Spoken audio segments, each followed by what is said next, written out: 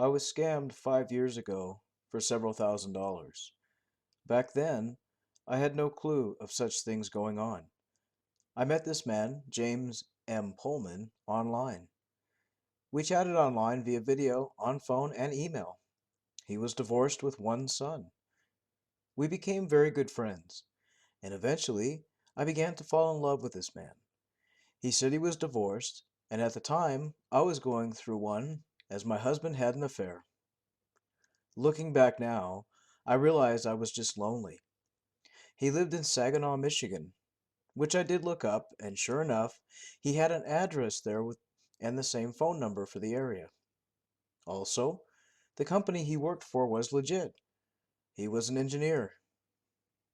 Month 9, he told me that he was going to Nigeria for a contract, which he sent me all the documents for, so I believed him. Actually, I had no reason not to trust him. He was to be there 6 months. We kept in contact the whole time he was there, via video and text. 4 days before he was to leave, he sent me documents showing me he owed taxes before he could leave the country, and he could not leave till they were paid, and he asked for help. The first amount was $2,500. I told him I didn't have that, and I asked if he could put it on my credit card, and he would pay it. I asked why the company did not send him money.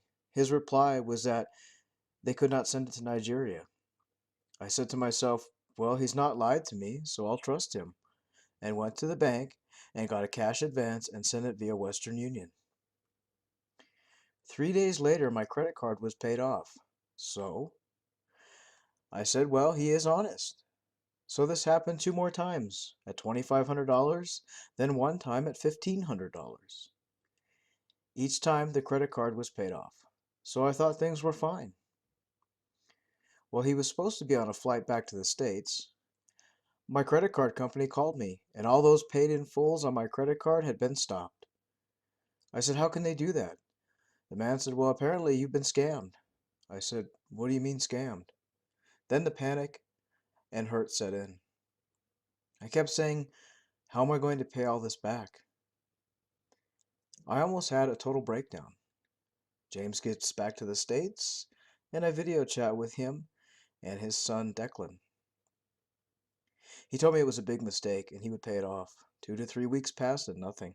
Nothing's been paid. And he never paid one penny of it. After reality hit me hard, I blocked him, changed my phone and everything I could. I went to the police, contacted GBI. Needless to say, I never recovered my money. My credit card was closed, and because they knew what happened, I had to pay them back $4,200, which I had to borrow, and I'm still paying back. And after 5 years, I still feel dumb, stupid, and anything else you want to add to the list. I honestly feel I was the victim of rape. To this day, I trust no one and do not want to get involved with another man. About 6 months later, a friend told me about Scamming Scammers Action. I'd wish I'd known about the site back then. Now I know all the red flags to look out for. Yes, I know I take new friend requests, just so I can turn them over to Scamming Scammers Action. Ladies and gentlemen, never let someone send anything you have not met face to face. If you have a gut feeling, trust your gut. I see that now because with James, I had no gut feeling.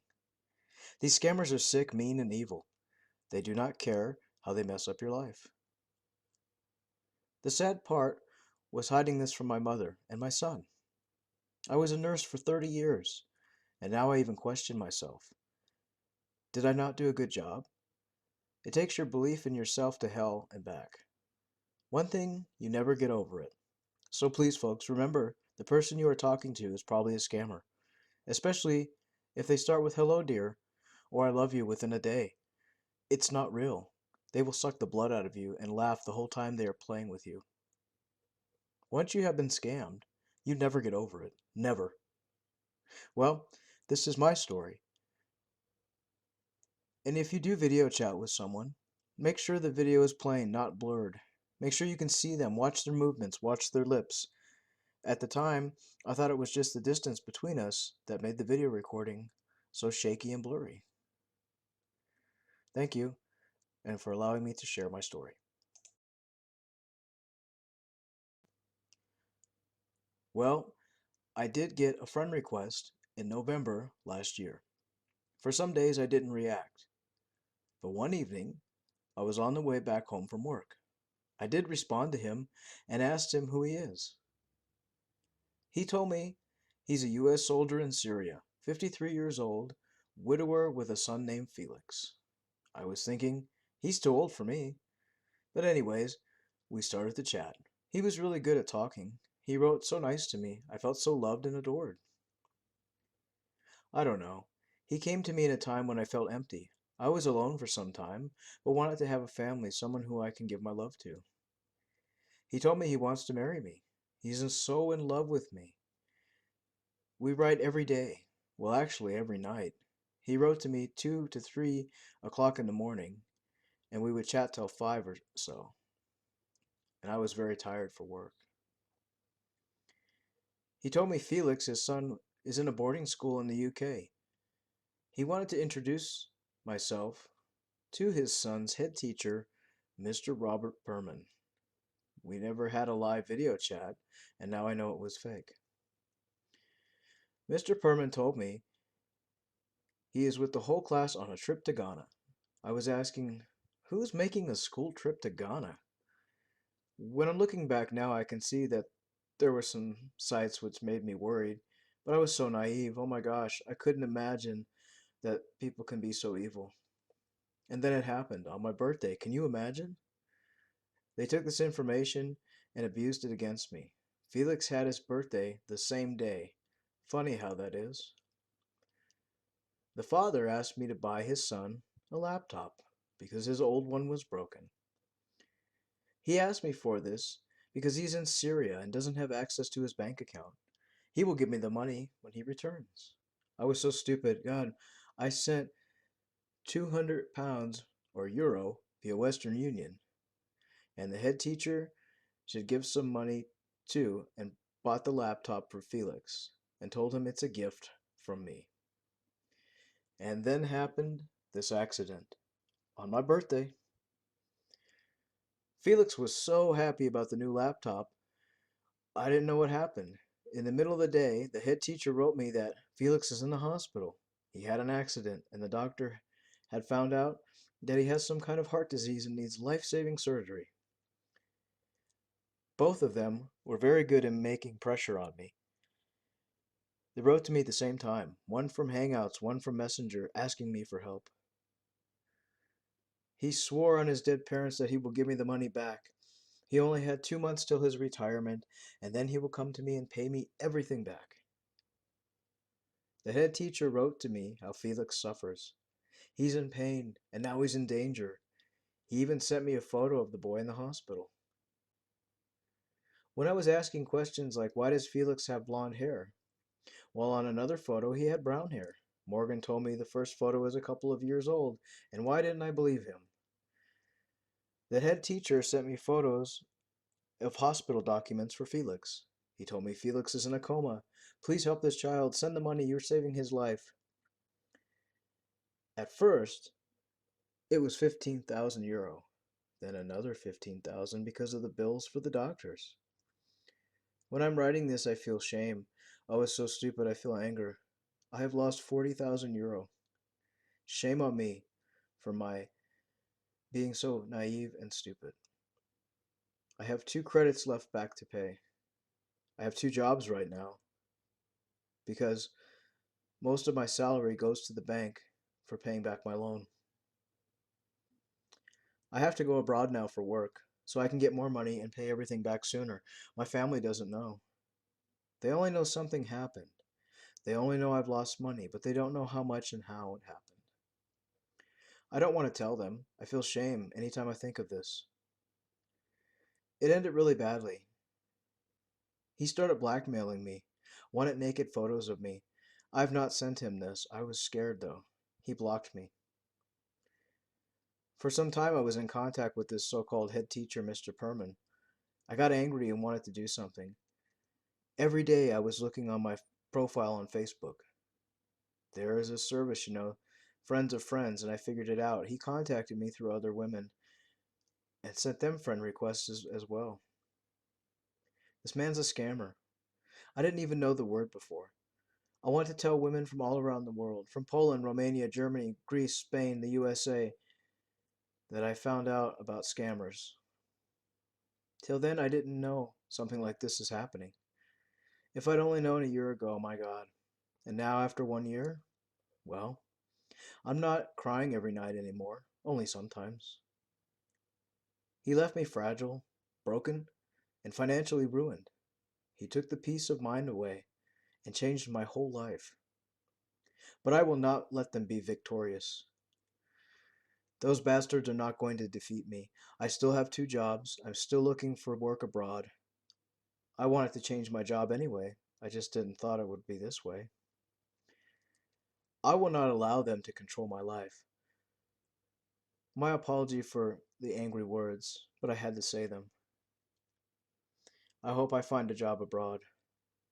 I have to tell you, they are really good in making you feel pressure. They put women in emotional stress. Don't ever stop, and they use their children, or they make excuses. When I see now the pictures of the real scammers showing how much money they've collected, I feel anger. My God, I'm so angry. Thank you for allowing me to share my story. God bless you all. Thank you. I met the man I came to know as James Richards in the summer of 2016. At the time, I was in a support group for parents who had sick children. My son at the time was battling leukemia. James came into the group and started private messaging me after I did a post in the group about having hope for your sick child. He said that his son also was sick, although he didn't go into the details of the disease. Even when I asked him what type of cancer, what type of treatments, he kind of alluded to the questions. He said it was too painful to talk about. We started a friendship, and he asked me to go to Google Hangouts because he said due to his work he wasn't always on Facebook and was not always in the group. I didn't think nothing of it at the time, and I agreed. I'm a single mother with a sick child. I was looking for support from anybody, and this man came into my life when I needed it the most. He would spend late nights with me chatting. He would call me on the phone. I later found out it was a Google voicemail number because he said he was from Texas, and the number was a Texas number. He would listen to me cry, tell me how I worried about my son, how I was going to pay the bills, what was going to happen. I was so scared. One night, just while casually talking to him, he told me he was an oil rig engineer and he had a big contract coming up in Saudi Arabia. I didn't think really much of it. I figured he was a businessman and he had lots of connections and jobs and he would travel often for work, as he told me he did. During this conversation, I just jokingly brought up the fact that the health care for my child is very expensive. And while, yes, I was getting help from the state, I had many bills as I had missed days and days of work while taking my child to and from the hospital for treatments. James said he wanted to pay my credit cards. I had just in the conversation mentioned that I was about $5,000 in debt because of all the trips, the hospital trips, the medications, and different things I had to do and pay some bills. I put it all on my credit card. I thought, here's this nice man who's offering to pay my credit cards. At first, I refused. I told him, no, we don't know each other. We're just in an early, close friendship. And while I was having feelings of love for him, I didn't think that, it would ever bloom into something more. He insisted.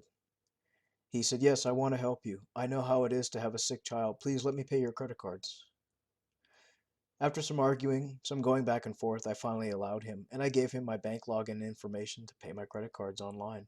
I had a Bank of America card, I had a Chase card, and I had a Discover card.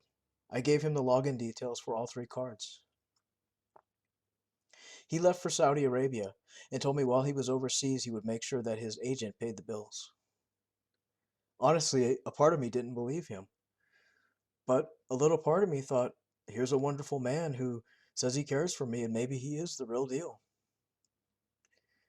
He texted me when he left for Saudi Arabia, and Looking back on it now, he texted me about 6 hours later saying he arrived, knowing the flight was at least 15 to 16 hours from where he said he was from.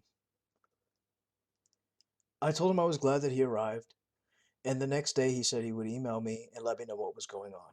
Sure enough, that afternoon I received an email from him.